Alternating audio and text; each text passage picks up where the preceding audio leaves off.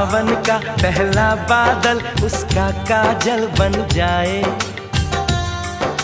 मौज उठे सागर में जैसे ऐसे कदम उठाए।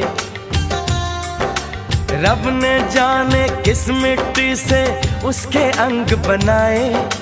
छम से काश कहीं से मेरे सामने वो आ जाए।